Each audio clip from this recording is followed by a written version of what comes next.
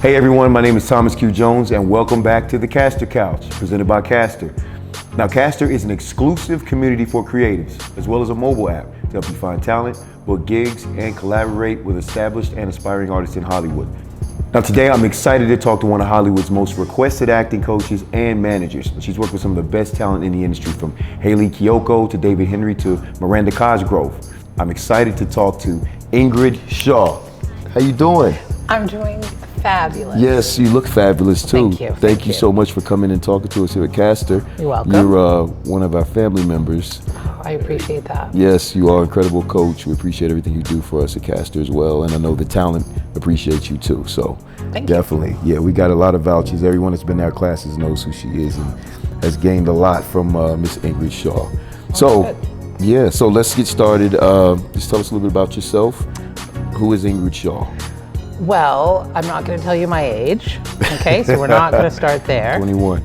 Yes, that's exactly right. I have been in this industry since I was 22 for a long time. And I started in Seattle, Washington, and I started as first an intern in casting extras. Oh, okay. And that was so much fun and a lot of work because, you know, there was like tons of people on set and stuff like that. But I didn't want to do that anymore. And then I became an associate at Jody Rothfield Casting in Seattle. Oh. And that is where I learned acting. Wow. And in Seattle, what we had to do is we did more of the huge searches. So the huge searches would be like, one was Lolita, I remember that one. And we would see like 100 and 200 people, and they would come in and out of the office. And when I was sitting there, I was like, you know what, boy, this is really easy. And I said, you know, this is so easy because you would see all these people and only two would blow you out of the water. Yeah. And I would like, oh, I think I know how to do this. And then we would also do generals where all the actors would come in so we get to know our talent. And we would also see what they do. And I was like, gosh, this is really easy. Wow. And then Jody Rothfield, who was a wonderful teacher and my mentor then, really taught me how to like coach. And I had one student, and his name was AGK, and he was auditioning for Under One Roof, and that was with James Earl Jones. Okay. And I coached him, and he tested for it. Wow. So that was my first time ever coaching somebody, but I did it so differently. I actually gave line readings. Say it this way, say it that way, say it this way, say it that way. But I learned, and then I was like, you know what? I think I want to be an actor. So I moved here when I was still very, very young, and I worked at this fabulous place called Young Actor Space. And actually I was working at a bank first, driving down the street, and I said, oh my gosh, what's that? Diane Hill Hardin Young Actor Space. I said, I'm going to give them a call and see if they need somebody. She never does this, but she liked my voice. And she said, I would love for you to work in the office. And that is where I learned my skills. Wow. Diane was the best teacher. Diane Hardin and Nora Eckstein was the best teacher I've ever learned from. They also managed actors too. So they were like the boutique agency for young, hip actors. And I probably will say these names and nobody knows them, but now, but it was Kelly Martin, Nicole Tom, David Tom, Chris Masterson, all these other people. They knew how to find talent. Jessica Biel, and that's where I learned. Got you. So, as far as an acting coach, obviously you've learned from some of the best, and you know, you were fortunate enough to be around some of the best talent, some of the best coaches. And you said initially you gave line readings. Yeah. So, what would you say your style is now as an acting coach, as far as how you teach your students? I know you have certain coaches, like maybe an Ivana Chubbuck or Scott Sedita, who have their own specific style. What would you say Ingrid Shaw's style is? Well, first of all, I really have to study the person first. And I think if somebody's going to come to coaching for me, I like to see their picture, I like to see their resume, I like to know where they trained, and really I like to know who they are as a person, because everybody learns differently. Yeah. So if I was dealing with somebody who's new, I may not do line readings. Got you. Because it will sound like somebody coached you. Oh yeah.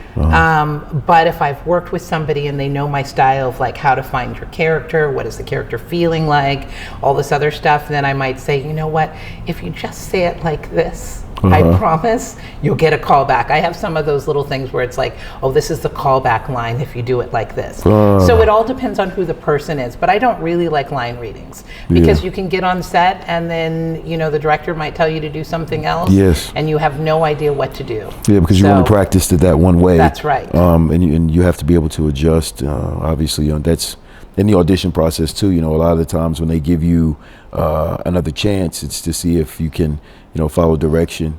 These are things that, you know, I was able to learn just over a period of time, last couple of years, just auditioning and, you know, trying to figure out what casting directors are thinking, which is torture. Yeah. You know, trying to figure out what they're thinking or what they want when you just have to kind of go in and do your thing. So when someone comes to you for coaching, right, how prepared should they be? I mean, do you like for them to... You are an actor, you should know. I want them to be super prepared because I can only do as much as they give me. Yeah. You know what I mean? If they don't come in prepared and they think that it can only take an hour to get there, then, you know, it may not be the best. But if they come in with everything, with researching their character, knowing who the writer is. I always say, like, you know, imagine what the writer was doing at the computer, you know, thinking about this character and why it had this character and not that character and what's your relationship. If they do all that work, then it's going to come across very easy for me. And all I have to do is just sprinkle stuff because it's more of who they are, you know, as a character. I mean, as what they put into as it. a person. Yeah. So if you come to work with Ingrid Shaw, have your stuff together. Please. Make sure you've prepared because it's going to make her job easier and it's going to make you a better actor, which means that you probably booked the role, which is the whole point of working with Ingrid. That's right. When you coach an actor, how does it feel when they call you and say they booked it? What is that feeling like? I mean, just to know that your teachings and your experiences. Oh, I get so excited. I mean, I've had a number of them this week. Ooh, congratulations. Yeah, and it's very exciting, especially for the ones that I've worked with for a long time, and I've seen their progress. And I have one person, I'm not going to mention their name, but if they see this, they're going to know how proud I am. But I've worked with this person for about 1.5 years, and the coachings used to be like an hour. No, let me say 2 hours, and then they went to an hour, then they went to 30 minutes, then they went to 15 minutes, then they went to, I booked a series, now I booked another one, and I booked this, and it's because they know what they're supposed to do before, and it makes me really, I get so excited. Yeah, I mean, the fact that, you know, you're changing someone's life, you know, I mean, you know, as an actor or anybody in the industry, if you book a job, you know, number one, it's for the most part, if you're getting paid, I mean, that's a paycheck. But, you know, and it also lets you know that you're doing the right things, which is as entertainers and artists, you know, we need positive reinforcement constantly, especially, you know, with as many times as you're probably going to get told no. And you're going to get told no for different reasons. You know, it's not that you're not good enough, you know, especially it could right be, now. Yeah, it could be a million different reasons. So I know for you to be able to have people call you excited and also, you know, if they booked it, they're going to tell somebody else to come see you too, which is why you're one of the most requested in Hollywood. You know, thanks. So yeah. Man, you did the work. I'm just stating the obvious. It's a passion of mine. Yeah. What made you want to become a manager? You went from casting assistant to actor, the acting coach, to manager. So it started with Diane Hill Harden, Young Actor Space. She's the one that had Harden Eckstein Management, and I taught the classes there. She let me teach the 6-year-olds, and then I moved up, and then she one day said, "Do you want to help us with the management?" And I was like, "Oh, sure." So that became more hours, and then one time she was like, "Do you want to have your own client?" And I said, "Yeah, well, sure." And so then I had one that I had in my class that I saw him soar, and I was like, I think I want to manage Joey Hyatt. And so I did, under their care, and Joey Hyatt booked and booked and booked and booked. I mean, he just worked. Wow. That was my first client, and he soared. Wow. So what do you look for in talent before you take the artist on? What are some of the things that you look for? Just for some artists that are watching right now, actors that are watching right now, just to kind of give them some insight. Well, first of all, I look as a manager to see if I have a space for them. Okay. Like if there's a need. And for instance, one time I had a client that I had on my desk for 3 months, and I never called her in. Then all of a sudden I started seeing it in the breakdowns, Asian American, and I phoned her, and then we worked together, and then she started working with that after 3 months. Wow. And she's still working today. So I look for what's out there first. And I look for, it's so hard, you guys know that word, that it factor. There's something about, it doesn't matter how they look, but when they walk in the room, you're like, whoa, right? You get really excited. So I look for that too. Okay. And then somebody that's passionate. You don't need a manager if you're not passionate about this business, if this is not what your drive is. A manager has to have a talent that is passionate about acting. Yeah. You don't need one if you don't. Just have your agent. Yeah. No, you're right. Yeah, because as passionate, you can only be as passionate as they are. That's right. The energy that they're giving you is motivation and pushing you forward as far as getting them opportunities. Because you know that how bad they want it. And it makes you want it just as bad as them. That's right. So how has the industry changed from the time that you came in the industry until now? What are some of the differences that you see? Can I be brutally honest? Be brutally honest. Okay, when I first started this business, it was really all about talent. You could train somebody and they could work. It wasn't commercial. And commercial, I mean I'll say that later. So if they were talented and you trained them, they would work. And that's how Hardin Eckstein management was so successful. All their talent was brilliant, absolutely brilliant. So you knew when they went into that casting office that they were gonna get a call back or book the job. That was great. Also, when I started managing on my own, I had this confidence where I was like, you know what? If you're with me 3 to 4 months, you're going to start working. And that always was the case. Gotcha. Then maybe 6 years after that, after 2001, I started on my own. So 2001 to 2006, it was like, okay, that still was the case. After 2006, maybe that was during the writer's strike, I don't know. It was like 3 years to get started. Wow. It just became a little bit harder. Also, when I first started in 1996, you had agencies that were the smaller agencies. They weren't CAA, UTA, WME, whatever. It was smaller agencies, and everybody had series. Yeah. So agencies made money, and they weren't WMA, UTA, William Morris at the time, Endeavor at the time. So it was almost a fair playing ground. Everybody knew that when pilot season came, oh my goodness, you can get a pilot. So that's why all these people came from buses in, and they didn't have to be with those big agencies to book. Yeah. Now, if you look on IMDb, every single time somebody books a pilot, they're all with those CAA, WME, and it's very hard for somebody who's just has great talent to book a pilot. So that's a huge difference. You almost have to be one of those people where they start off as guest star or co-star, and then they book a pilot, and then you hope to God, they don't leave you, and then go to CAA or whatever, because that just happened to me. Wow. It's happened many times. I think, everybody knows the story, but I'm not going to mention the name. I stopped because I worked with a talent that I loved personally as a really good friend and had a great relationship with, and got her to network. And network list means that when pilot season comes around, all the networks wants to have you on their show, right? Gotcha. I made sure that actor had appointments and got out. I worked really hard. I pitched and all this other stuff. And then after it started getting going and all this other stuff, it was really hard for that actor to justify, once you start working, 10% here and 10% there. Yeah. And then after all that work, finally something paid off and they booked a series, and they were on a series for 7-8 years.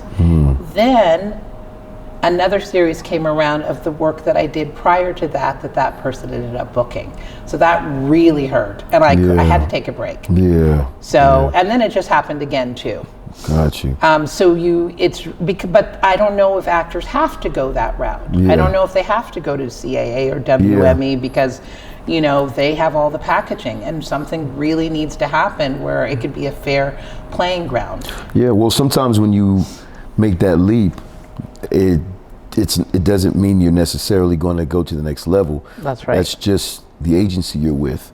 So if you're an actor, because I've been through several agents, several managers, my suggestion would be find someone that cares about you as a person first, because if they care about you as a person, they're going to care about your career, and they're going to fight for you.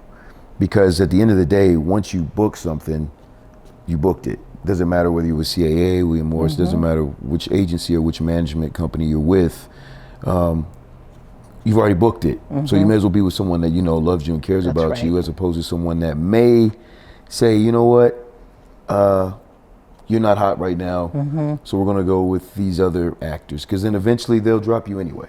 Yeah. That's kind of how it works. And that's not, you know, to say anything negative about the agencies, it's just, that's the industry. Yeah. That's how it works. And, you know, just coming from you have firsthand experience from an emotional perspective, as well as, you know, just from, you know, a knowledge perspective. So it's always interesting to hear someone that's actually done it and is consistently going through it even right now. And then for you, you've been in every aspect of it, from casting to being an actor, to being an acting coach, to being a manager, which is a huge asset for an actor. Yeah. Because you can give advice on either side. Yes. If you've never been a casting director, if I'm asking my manager, what do you think? And they've never been a casting director, they're going to be able to give you their perception.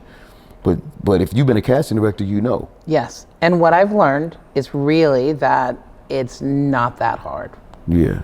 It really isn't. It's like you have to know it's just the probability thing, that 80-20 split. Yep. In everything you do in life. It's like, you know, 10 people are going to go, only eight people may not read their sides or get the script that they were sent or do their homework, or they stayed up and partied. Yeah. If you can just get that, you went further than a lot of other people. Yeah. You know? Yeah, definitely. Definitely. So we have a couple of random questions. Great. For you. You ready? Yeah, sure, go ahead. Okay. It'll be pretty painless. Okay. Favorite movie of all time?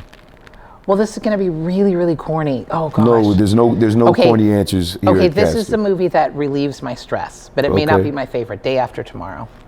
I've I will never watch seen that that movie. 5 billion times. I think I watched it maybe 110 times. Now I have to see it. Day after tomorrow. Okay. The world's destroying. Any of those type of movies. Oh, you like those apocalypse movies? Yes, but that's just my favorite. Okay. I mean, but I have many others. Okay. But you don't want to ask me because there's so many.